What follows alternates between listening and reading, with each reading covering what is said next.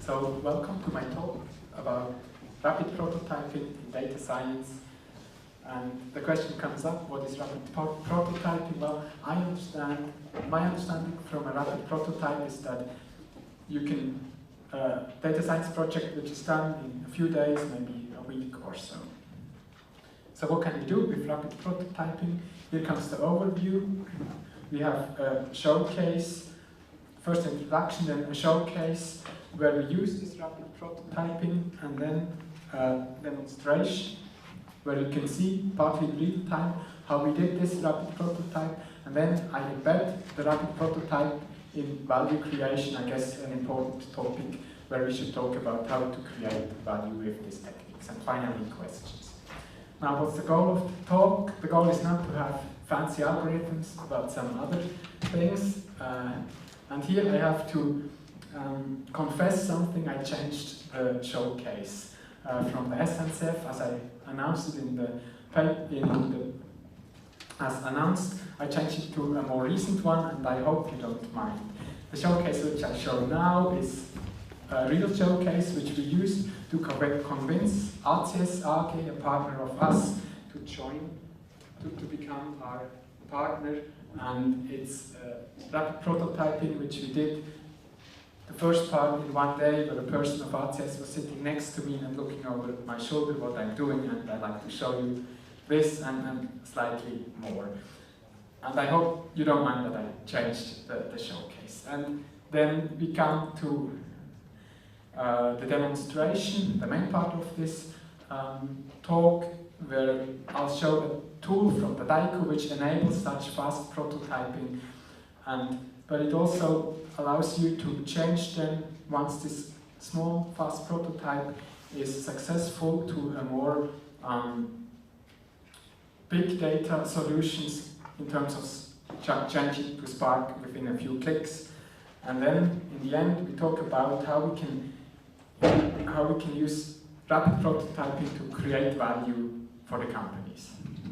So that's the goal of the talk. Why do I talk about rapid prototyping and what's my experience? Well, we in the company LinBI provide other companies digital services based on their data, and there we often start with a rapid prototype. That's my experience, and I like to share this to you. Now, why do we promote rapid prototyping? Well, many customers, especially from the industry, often don't know exactly what they should do with data science. And then if you can take their data and the problem from them and then solve it with a rapid prototype, not in a perfect fashion, but then the engineers get the feeling what you can do with data science in a very short time, with a limited budget, and this is often a huge inspiration for the engineers, and because they see what you can do. And then again, it is important to convince the management, and if they see that you can solve in a prototype a problem of them, this is always convincing for the management that you can proceed. And then from the financial point of view, such a rapid prototype is rather cheap to do, and this allows many companies to start now rather to wait until the big budget is coming, so you can start with data science now rather than delay it into the future. And from a technical point of view, it provides a baseline which for the machine learning result, and this often shows you as well what you have to improve in the future. Do you have to change the algorithms, or do you have to invest in the data set, in the feature selection, or collect more data?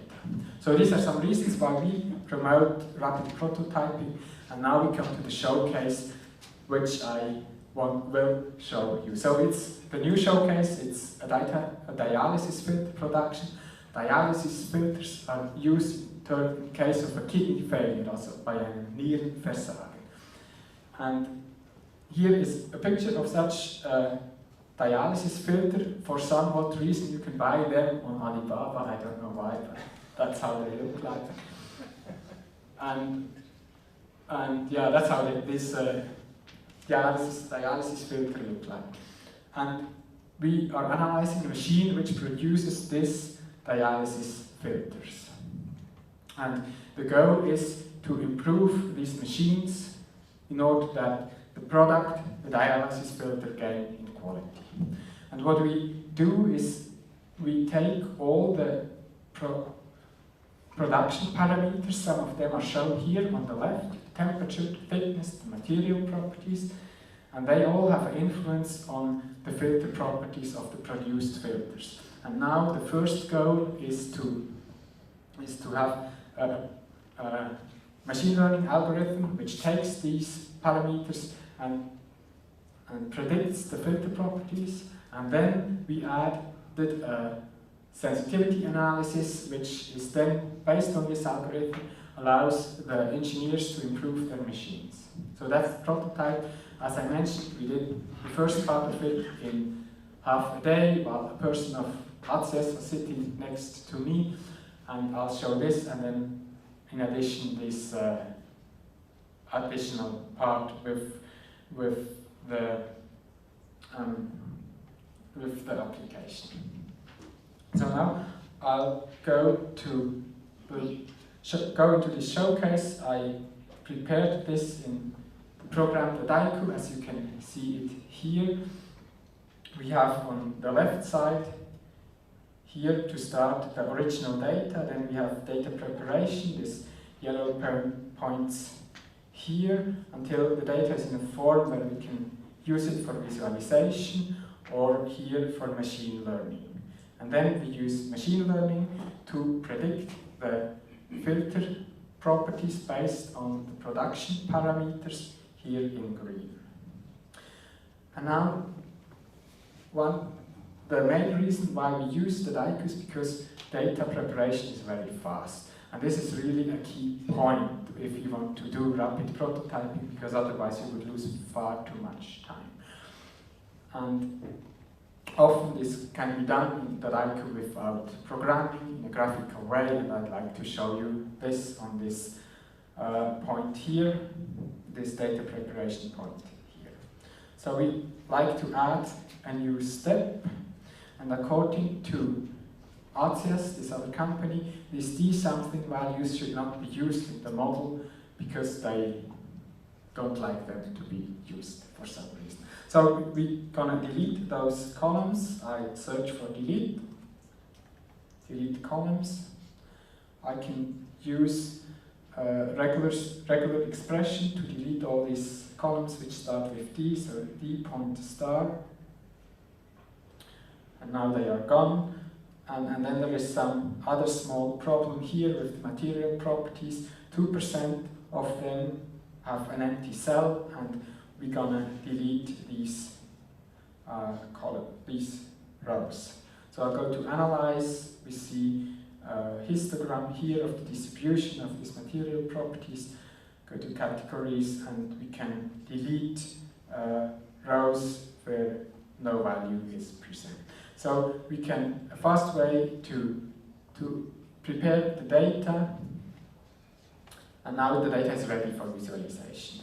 So I'll go back to the overview and click the data which you want to visualize, go to the charts, and now we can add different kinds of charts. One is the scatter plot, which I like to work with. We are interested in the filter value, and we want to put in the x-axis the material parameters, in y the filter values. You can make the bubbles a bit larger, that you see something. And so we see a strong correlation between the filter values and the material properties, and we can add colors to these points. The thickness, let's make thin green and thick red. And then we see some correlation here as well, if it would go away. So, no. We see that the red points have slightly higher filter values compared to the thin ones, the green ones, which have smaller filter values. And this is a way how we can visualize the data in drag and drop fashion, which is very fast, produces nice results, and also important if you want to do a rapid prototype that you have a tool which visualizes the data very fast. So now we saw data preparation, data visualization, and the thing which remains is the machine learning algorithm, and I like to show this here in live how you would do this. We click on the training data, which is the old data, and the test data, which is the new data. So the test data, we create a lab to allow machine learning. We go to the models. We'd like to train a new model. We can choose between clustering or prediction, but we want to predict the filter value based on the production parameters. And so that's what we do. The target is, as we already discussed, the filter value. And now we have the option to choose the underlying library.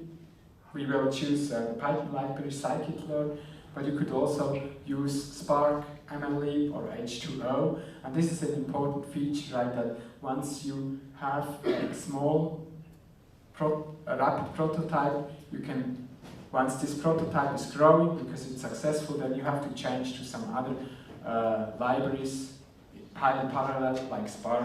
You can do this for the machine learning as well as for the data preparation points. So very important that you can let your small rapid prototype grow into a real big data solution. So but now we use scikit-learn. We go to the settings. We have to adjust some settings. We have these two data sets, training and test set. So we choose the training set for the training and the test set for the testing. And then we have, again, these features, these something which we should not use according to this company, SDS. And we select them to reject them later.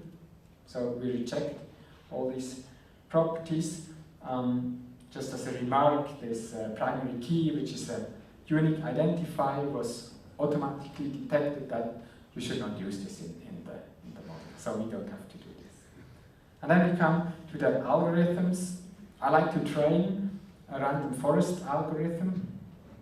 I know that 2 is of a minimum number of leaves, samples per leaf. 2 is a good value for the data set, as I trained it already earlier, so I'll change these parameters. And then you can choose all the different algorithms from scikit-learn by just activating them. And rigid regression is now activated, so why not train this as well?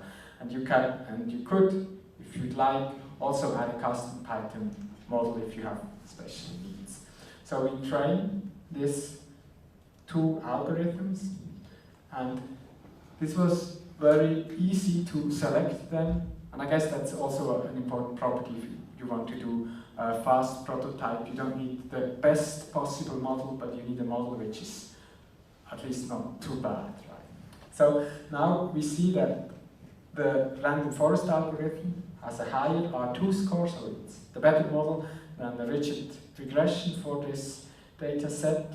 And so I'd like to go into the random forest model, look at the trees in this random forest. Not really a very helpful visualization, but it's very nice. Anyway, the variable importance is now a less nice but more helpful thing, especially for engineers, quite useful, because if you want to tune these different parameters in order to have a good production, then you would see that the material property is the most important property here, and there is no too little use to fine-tune temperature 2. It would be most probably wasted time. So this is already a visualization which is helpful for the engineers to know which parameters they should tune. And this variable importance was computed by scikit-learn with the Gini importance, and basically there you look on how good these different variables divide the one data set into 2 sub-data sets in the tree. And a good division here means if you have an unhomogeneous set, and you would cut it into two homogeneous sets, this would be the best. This would give you a very high importance here. Now we have a short look at the scatter plot. You probably all know this, that's the predicted value and that's the actual value, and the closer we are to this red line, the better the predicted value corresponds to the actual value. And there is one outlier here with quite a large error of 1.25, but otherwise it's quite a good result. And then the last thing I would like to show for this algorithm is the detailed metrics. You probably know many of these metrics, and I'd like to highlight only one here, the mean average percentage error, which is also understandable for a broad audience, and which means that in our predicted filter property there is an error, an average error of 6%. And this is quite a good result if you keep in mind that we did data preparation, visualization and machine learning in half a day while the person was sitting next to me and looking over my shoulder. I was explaining what I was doing. And that was the way how we could convince this company RTS to become our partner. And a common way which we often experience, that if you can present something like this to customers with their own data, their own problem, that's very convincing. And now I'd like to show you this application which we did afterwards, so not in this half a day, but afterwards. So go to the dashboard, and this is this sensitivity analysis. I don't know how many of you know sensitivity analysis, but this is very common in the machine industry. And here you can set an operation point. So here are all the production parameters, and you can increase temperature 2, reduce temperature 1, and then all these parameters will remain fixed, and the only thing which will vary is one parameter, and I will choose the material parameters, material properties. And then you can use the machine learning algorithm and you give it all these values and ask him to predict the produced filters and the filter properties of these produced filters. And then you get this curve with the material property on the x-axis and on the y-axis, the predicted filter property. And now you can do a sensitivity analysis, and for instance here you can change the material properties and the predicted filter will not change. And so this is here you have a very low sensitivity. And it's completely different here, where if you change the material property a little bit, then the predicted filter property will change quite a bit, and this is a bad point to produce a point with a very high sensitivity. And engineers, machine engineers often tend to search for such plateaus where they can produce the filters with a high, constant quality, with a fixed filter property if the material property is changing, and the material property will change in reality, right? There's no way you can avoid this. So if you produce here, then you have a high quality production with constant filters. And this tool will allow you then, using machine learning algorithms, to optimize the production, to find parameters where the plateau is on the right filter property, such that you can do this high quality production. So that was my demo. We saw data preparation, data visualization, machine learning, and then finally an application of it, which is used by the engineers to tune the machines such that they perform optimally. Now I go back to the slides. So we saw this demo of rapid prototyping, but often there is a little bit more required if you want to do value creation with data science. And I think we should also, although this is a technical conference, we should talk a little bit about value creation, and that's what I'm going to do in the last two slides. And if you want to create value with data science, so one way of doing it is you could start with the data which is available and hopefully also relevant, and then you could ask yourselves, well, now we have this data, what should we do with it? Something useful, hopefully, that we can create some value for companies. But the better way, the better approach would be to start with an existing problem, with an existing pain, or with a vision where the company could be in the near future, and then look for the right data. And then with this data, you could do machine learning, always with the vision to solve the problem, to lower the pain points, and then you can create value which is really relevant for the company. But this is often hard to do, right? And then this is also an iterative process, and of course we propose to use in the first iteration rapid prototypes, such that you can do the first iteration at least very fast and then decide what you want to do in the next iteration, in the next step. But yeah, that's a hard point, right? To start with the pain. So how should you do this? And we propose often a series of 3 workshops, where in the first workshop we start together with the customer to identify pain points of this company, where is the problem of this company, or possible visions, where could the company go. And in the second workshop we set the priorities for these pain points, for these visions, and draft possible business cases. And then in the third workshop we refine those business cases such that you can decide on which cases are valuable enough that you can invest a little bit more time and money to build a rapid prototype. And so after 3 workshops of each half a day, so a total of 1.5 days of workshop, we gonna build a rapid prototype for 1, maybe 2 of the relevant and identified pain points, and this is then the basis for the management to decide how to continue. And of course this corresponds to the first loop of the previous slide, right? We start with the pain points, with the vision, we go over a rapid prototype, and then we can decide on how to continue. So that's the end of my talk.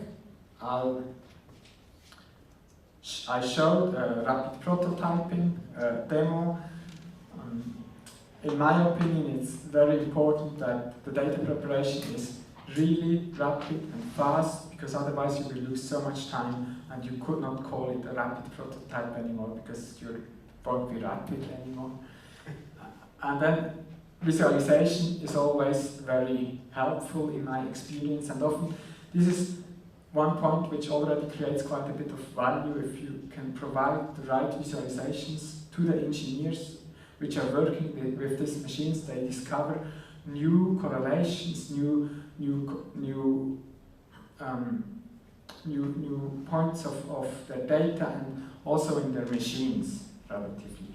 And then I hope I could convince you that you can indeed do for certain cases rapid prototyping with machine learning, with data science. And then more from the business point of view, I hope I could convince you that rapid prototyping can be the first step towards a real big data application. And then I finally want to emphasize that we really should care about data science projects which create value, and we should also assist companies to find such value creating cases. And one way is, or one attempt is, to use rapid prototyping, as then this allows companies to try different data science projects in a very short time. So thank you very much.